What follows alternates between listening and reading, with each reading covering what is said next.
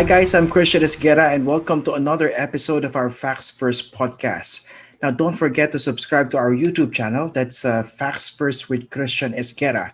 And don't forget to also subscribe to our podcast, which is available on Apple, Spotify, Google, and Stitcher. Now, before I introduce to you our guest for this week, let's lay down the facts first. So, a few days ago, parts of the Philippines were ravaged by a super typhoon. It's the strongest typhoon so far in the world this year. It's called Typhoon Goni, but here in the Philippines, it was called Super Typhoon Rolly. Now, so far, at least 20 people have died because of this typhoon. And last Sunday, at the height of the onslaught of Super Typhoon Rolly, President Rodrigo Duterte was a no-show during the briefing conducted by members of his cabinet, which led people to ask, "Nasaan ang Pangulo?" or "Where is the President?" which actually became a trending topic on Twitter. Now, was it a case of a simple management style by President Rodrigo Duterte, who opted to stay in his hometown in Davao City during that onslaught, and that everything had been prepared properly by members of his cabinet and by the different agencies of government?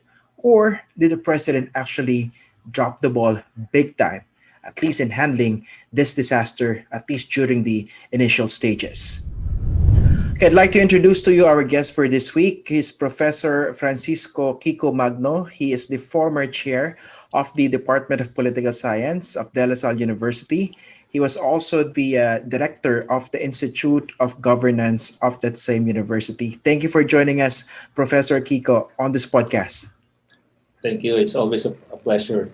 Okay, so we know what happened. It became a trending topic. People are asking, "Nasaan ang Pangulo?" at the height of the onslaught of Super Typhoon Rolly. Now, I'd like to ask you, was it a matter of leadership style that somehow you could forgive your leader if he doesn't show up before a big disaster, or did Duterte actually make a mistake by not attending that very first briefing by his cabinet?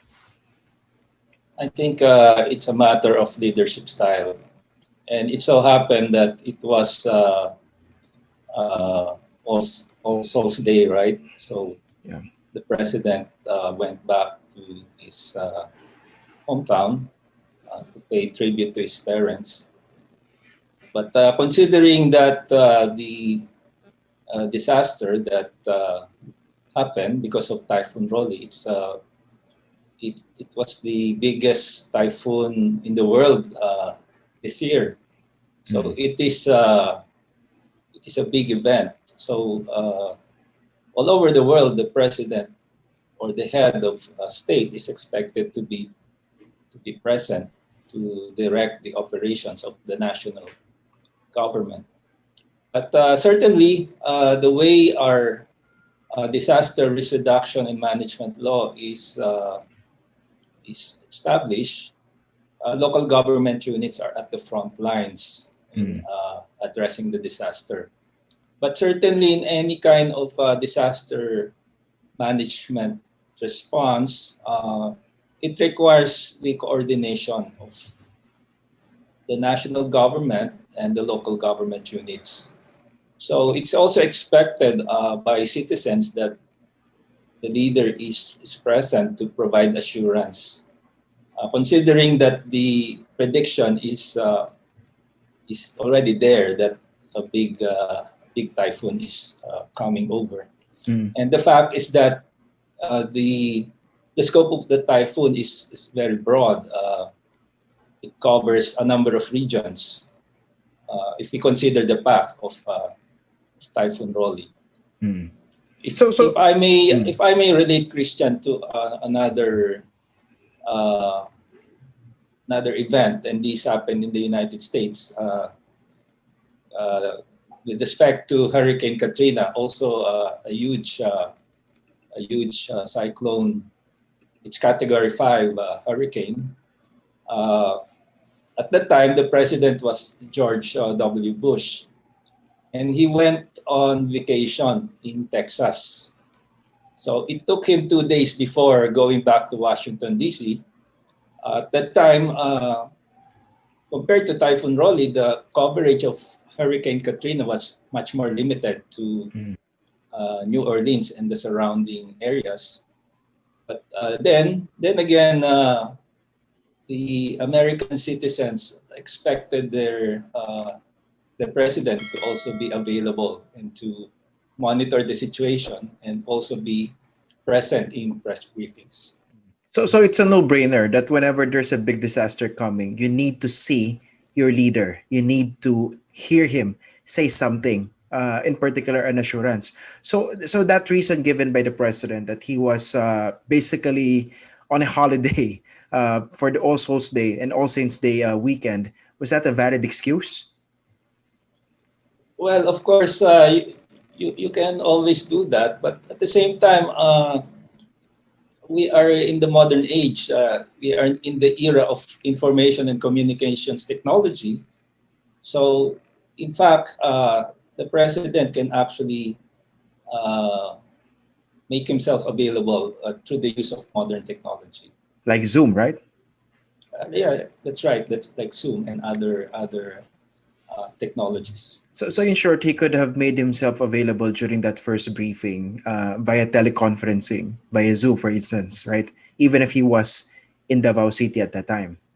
Yes, Christian, that would be very appropriate. Okay. Now, on the other hand, we know that there is also a criticism on the president whenever he would speak every week, usually every Monday night, to talk about the government's pandemic response. Usually, the style of the president is quite rambling. It goes toward many different directions whenever he sits in front of the camera and speaks before a microphone. So people are asking, did you really want to hear the president talk before or at the height of the onslaught of Typhoon Rolly, or were his critics simply trying to take advantage of his absence? What do you think? I think Christian, he should it would be well if he read from a prepared speech, especially providing warning to the people. Uh, I think a short message would be very good prior to the onslaught of the typhoon. Mm-mm. Now, in terms of leadership styles, I think I read this somewhere a long time ago. There's one perspective that a good leader is one who, in times of crises, in times of disaster, his presence could be felt by the functioning agencies of government or offices without him having to be physically present. Is that actually a good approach to leadership in times of crisis, or you really have to be there? You have to be present. Of course, the preparation,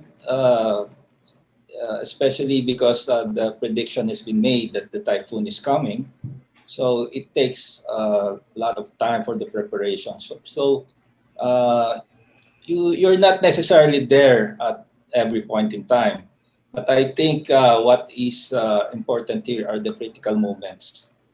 So Mm. prior to the onslaught of the typhoon, you provide assurance to the people as well as adequate warning. Sometimes it's a matter of iteration. You are simply repeating the warnings provided by your science-based agencies like Pag-asa, and it makes sense that you repeat because that's how people understand the message. Because sometimes it's the proverbial lull before the storm. So you would notice it was very warm. It was not raining just hours before the landfall. But precisely that's the kind of uh, the messaging that you want. That you should not be complacent, and that's the characteristic of an incoming the start of a storm. Okay. Now, at this stage of his administration, do you think his absence at the height of Super Typhoon Rolly, do you think that could hit or affect the popularity or approval or trust ratings of President Duterte? Uh, I think it all depends on the response because right now it's still an ongoing disaster. So we should note that the when we speak of disaster risk reduction and management, it includes the disaster recovery and rehabilitation. So I think what the president did was to do an aerial survey. So he actually listened to the criticism. So he was able to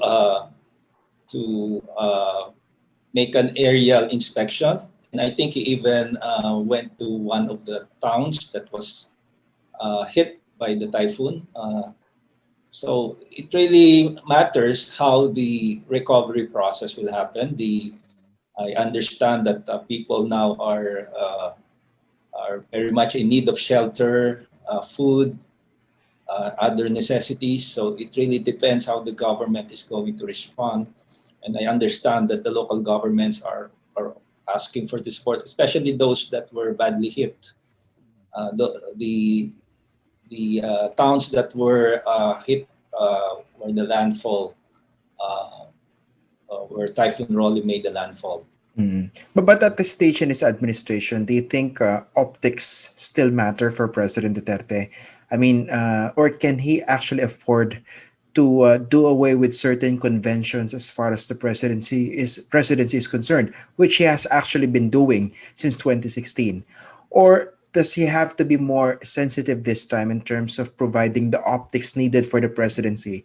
I asked this question because I remember in 2013, the president was then a mayor of Davao City. He was widely praised because of his response to the Super Typhoon Yolanda in Tacloban City. He paid a visit there, and I remember he was teary-eyed when he returned to Davao City, and people were saying this was how a leader should respond to such a big disaster. And at that time, the subject of criticism, understandably, was President Rodrigo Duterte and the Interior Secretary Marojas. So at this stage, do you think President Duterte should actually care about this optics, or somehow he has really achieved this level of Teflon presidency that anything you do or throw against a president, it won't stick? Yes, I remember that event as well because uh, he was uh, he was one of the first who responded to the cry for help of the people of Tacloban. So at that time he was mayor. So he was just providing kind of a support for a fellow local government unit. Mm. But as president, he is expected to be very much on top of everything. So the uh, the the call for the president is really to be on top of the situation. So I guess he's nearing the end of his term, and he's not running of course, he is prevented from running for another term. Mm. But if ever he is concerned, it may be for the succeeding uh, contender that he might want to support, Or but endorse. or endorse. Mm. But at this time, I don't think he is.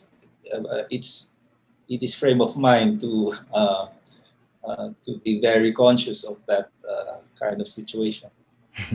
Okay. Now let's go to the more important issue. I'd like to talk about the way our government or different administrations have been responding to disasters. We know that the Philippines is prone to a lot of disasters. An average of 20 typhoons, I think, visit the Philippines every year. So we're no strangers to disasters and typhoons. But from a policy perspective, what do you think? Do we have enough correct policies to better deal with disasters, not just after, but even before, more importantly? Yes, Christian. You would notice that our policy before was that of focus on response. So it's like an emergency mode type of approach to disasters. So it's always some kind of rescuing. Uh, Government efforts are all focused on really saving lives, saving people, not too much on the entire cycle of disaster risk reduction and management. So kind of wake-up call was what you would note would be landmark disasters. Uh, Let me cite certain events. 2009, Typhoon Ondoy. So we don't have a national disaster risk reduction and management law yet, which provides a focus not just on disaster response, but also disaster preparedness and mitigation. So during that time, it was President Macapagal Arroyo who was the president of the country. And that Typhoon Ondoy, which led to lots of flooding in Metro Manila, it hit right the very seat of political power because Malacanang is in Manila. So it showed the gaps in our policy. So in fact, I would say that Typhoon Ondoy really triggered the passage of that law, which enabled the country to really look at disaster as something that, or disaster management as something that has to be mainstream in the policy process. And precisely that's what happened, looking at disaster as something that is not just that occurs, as you mentioned, it has become a regular, it's a regular fact, if you may say, you may use the term. So, which means that you have to approach it with a certain amount of regularity. So even the way you prepare for it, it's as if it will really come on a very regular basis. And let me cite another event, another president, Typhoon Yolanda, which hit the country during the time of President Noynoy Aquino. So we already have a law. We already have the National Disaster Risk Reduction and Management Act. But then it appears that even though we have the law, the capability to really use the law to its full force was not there. So even though it was predicted that the super typhoon was coming at the time, so no matter how the people prepared, it wasn't enough because the local government units were not using enough of science, enough of technology. So I remember at that time, people were evacuated. But it appeared that some of the places where they were evacuated were, in fact, ravaged by the storm surge. Yeah.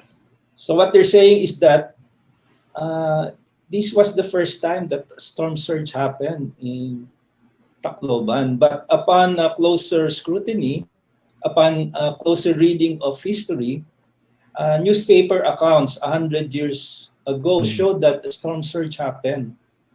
So what I'm saying, Christian, is that there is really a need for vulnerability studies, a stronger risk assessment technologies. And these types of risk assessments, they have to be undertaken all over the country because the risks are not the same for every place. So it depends on the type of disaster. Now we are talking about typhoons, but we also have earthquakes. And of course, we are now in a pandemic. It's a health disaster. And these are disasters I may call, Christian, as in the public policy literature, you call it wicked problems. Why do I say wicked? Because it's not just one agency or not just one sector of society that has to address the problem. It has to be a whole of society. So necessarily, you need to connect all the aspects of the problem. Okay. So the policy itself is comprehensive, but it requires a governance approach that is as comprehensive as the policy on paper. Okay, so the law and the policy are there on paper at least, but between 2013 when Yolanda happened and now, how much have we improved in terms of implementing this policy in dealing with disasters? I think we have improved a lot, especially local government units. Whereas before, you might say that there are just a few local government units, and let's say Albay. Albay province is one of these provinces that are really proactive when it comes to evacuation. In fact, it is said that the idea behind having a local disaster risk reduction and management office uh, came from the experience of Albay. Mm. So, but then over the years, we noticed that local government units have applied the Albay model of preemptive evacuation. Uh, Also with the Department of the Interior and local government providing a great push for local government units to really follow the protocols. So in terms of the practices, I think there has been a lot of uh, progress. But I think there are still gaps when it comes to really using, for example, hazard maps and using zoning policies.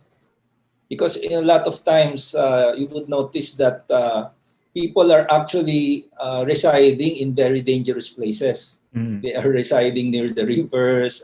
They are residing on Esteros, waterways. terrace. Yeah, and by residing in those places, they're actually putting at risk the entire, a bigger area of the city. Mm-mm. Uh, because that's the nature of ecological problems. If you Oo.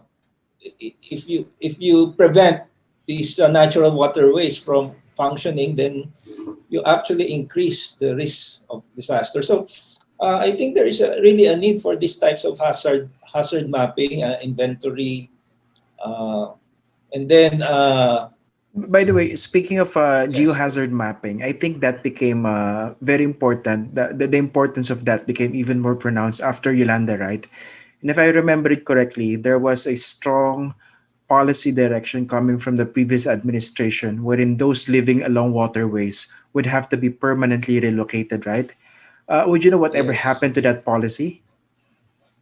Uh, I think the proposal then was should be a no build zone. Mm. Uh, Permanently, di ba? Tatanggalin sila ron. yes, but yeah, precisely. I think it has to be connected with other urban issues like housing.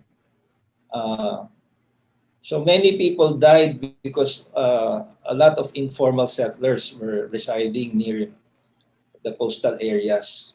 So we don't have a national land use and water policy.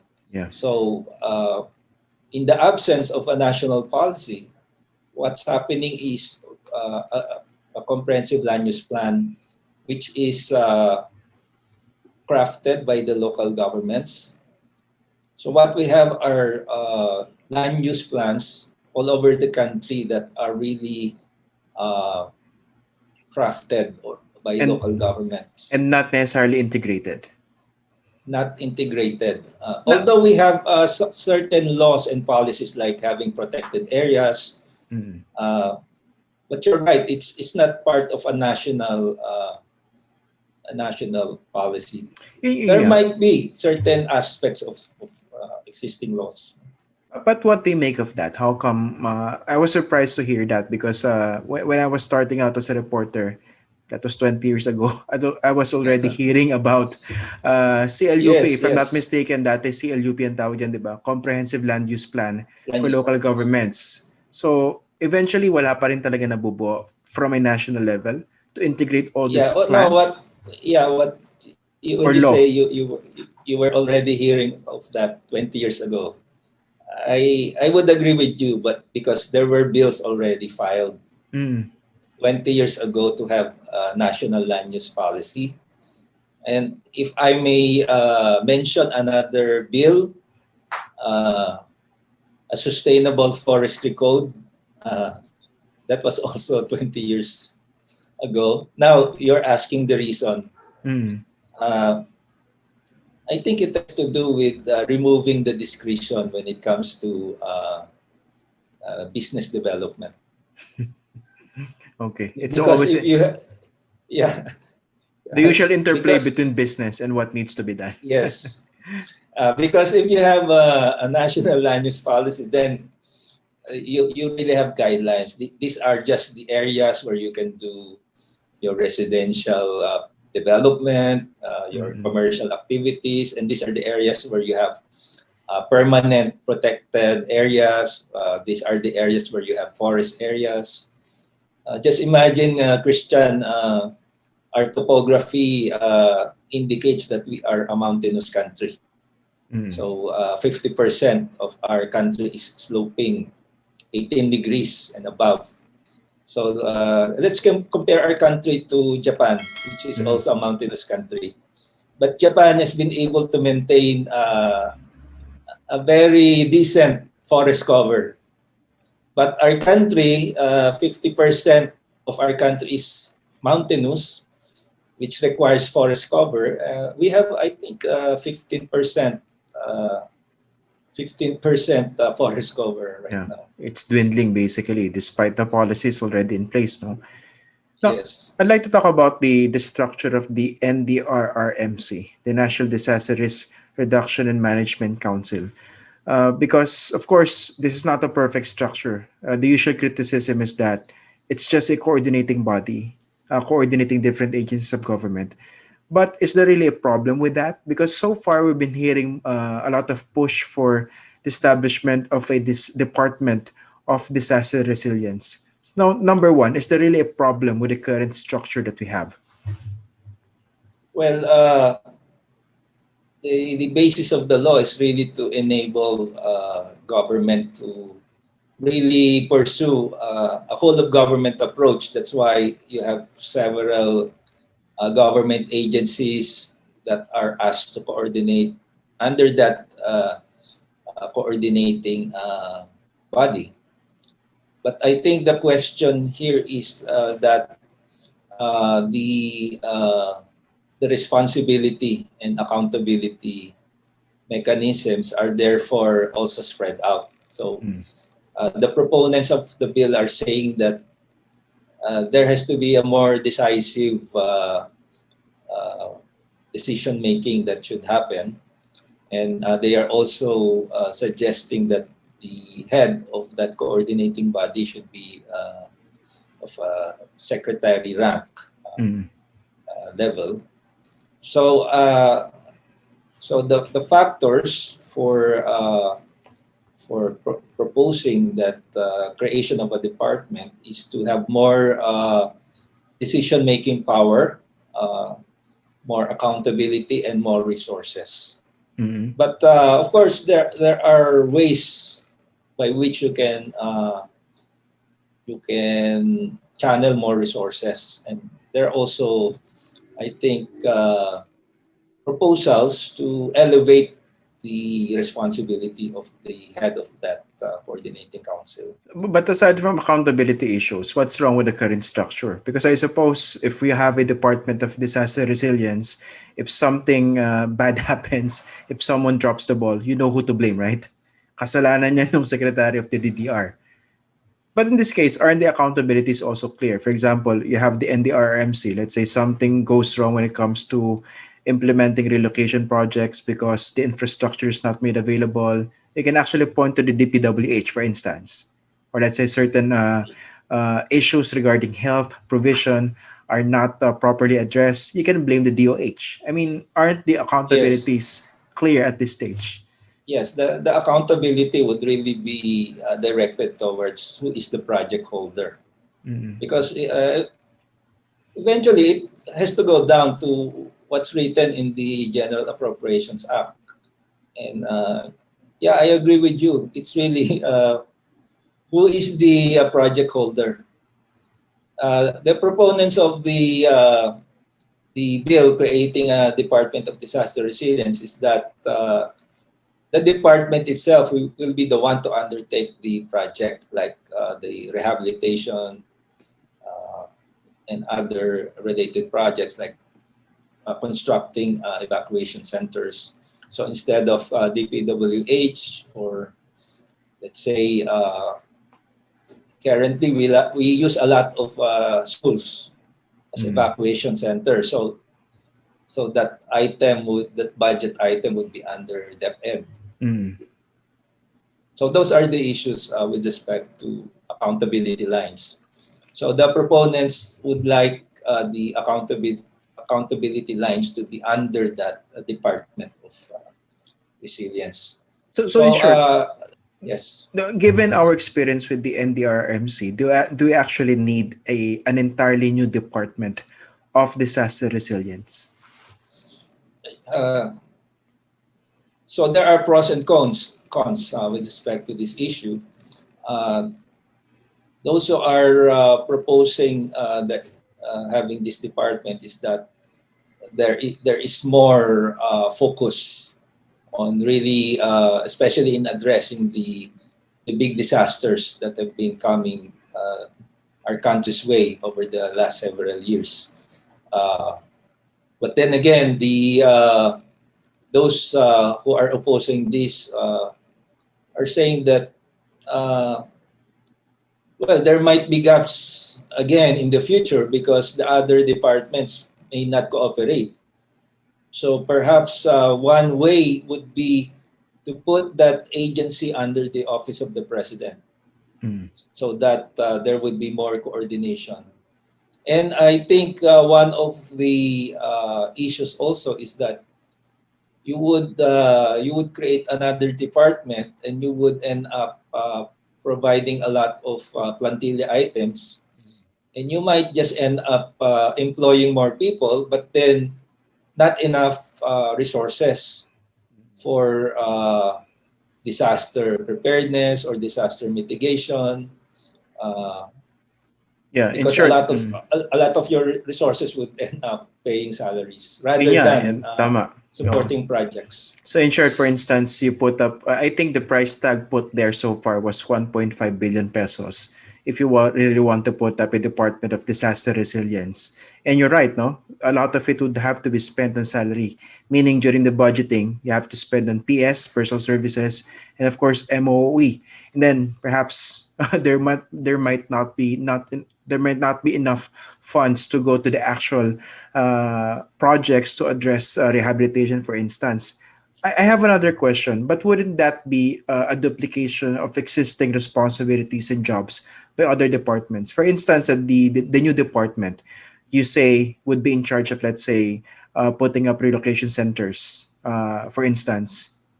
So far, it's already being done by the DPWH. And I assume that once that new department, or if that new department is created, it would also need the help of the DPWH. Yes, that's right, Christian. The thing is that the budget item might still be in DPWH, but then the Department of Disaster Resilience would be the one that is really uh, supervising and monitoring. So all these types of permutations. Uh, Perhaps if we look at it from a bigger policy angle, if we really want a Department of Disaster Resilience, and there are concerns, I think, by the senators, because looking at the bill, I think it has passed the third reading Reading of at the House. at the House of Representatives. So in a way, it's the Senate that is sitting on the bill, so to speak. Or resistant. Because I heard some opinions from senators that they are very worried about the cost. Mhm. And they are also saying that let's look at the right sizing bill, because we're trying to abolish certain departments, and yet we are creating new departments. But if that is the idea, so why don't we look at the creation or possible creation of the Department of Disaster Resilience, and at the same time pursue the merger of other departments? There have been, I think, already proposals to merge certain departments. For example, the Department of Agriculture with DAR, and if we're not thinking of abolishing the DAR altogether, so it could be a merger of DA, DAR, and DNR. And from DNR, you create an environmental protection agency because there seems to be conflict even in the mandate of that agency, because you are protecting the environment, but at the same time you are distributing permits to to exploit or utilize the environment. So why not just put it in a department where the mandate is clearer? Like you really are meant to provide permits to use up resources. But then you need the protection agency, so more like an So, environmental protection agency. so are you also saying that, for instance, in the case of the DNR, it's better to remove that regulatory function, so to speak, away from the DNR?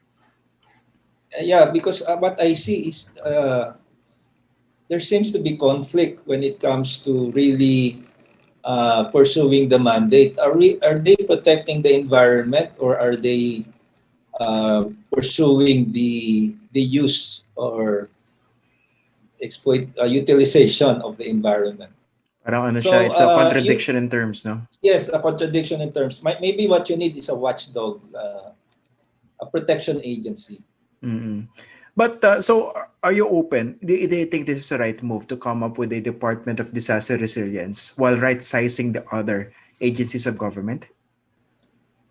Yes, I think it's more important to have a Department of Disaster Resilience compared to, let's say, maintaining the existing departments that are not very clear themselves about their mandate.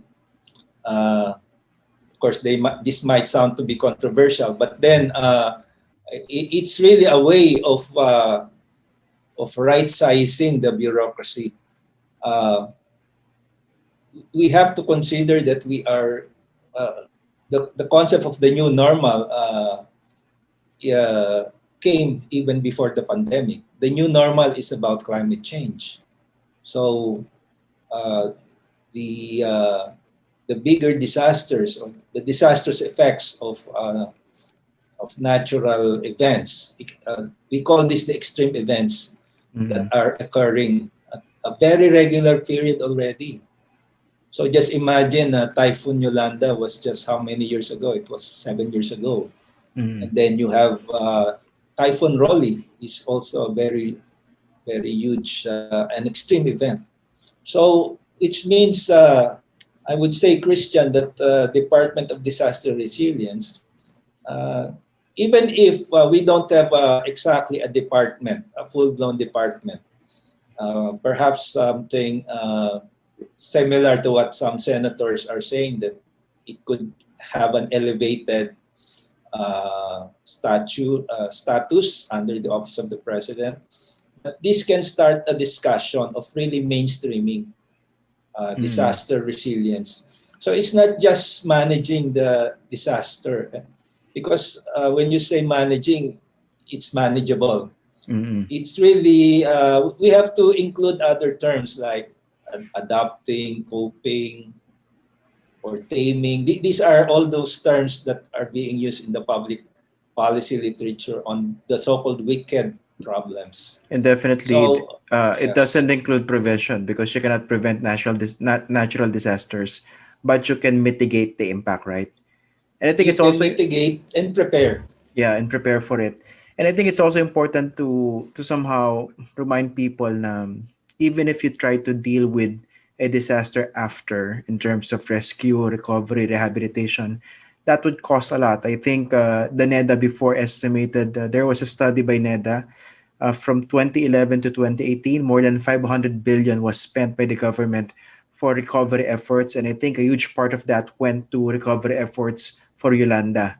And I think around 300 billion actually was lost because of the natural disasters during that period. So I mean, even if you try to build a lot after every disaster, when another typhoon comes, you would still lose a lot. So there really is a need to come up with an integrated plan to deal with all these things, right? Yes, there is always a lot of resistance to resettlement or relocation. But I think that that's more logical. People keep on rebuilding in the same places where Mm. they were uprooted precisely because of the disaster. That's why there is really a need to plan this better. In a way, build back better. But people would need a lot of support because they would lose their, for example, their land titles. There might still be remnants of their houses, so they can rebuild on those same places. But if these are very dangerous places already, because of climate change, because of sea level rise, coastal communities have been there for, they would say, these are the places of their ancestors. But then because of climate change, the uh, the the the level of the sea level rise is happening. So entire villages may have to be relocated, and that would require really very sustained planning on the part of government. And it Okay. should be a whole of government approach. Mm. Now, finally, Professor Magno, talking about mainstreaming disaster resilience, mitigation, and of course, management. Um, what else should be done at this stage? For example, you cannot just leave everything up to the government, right?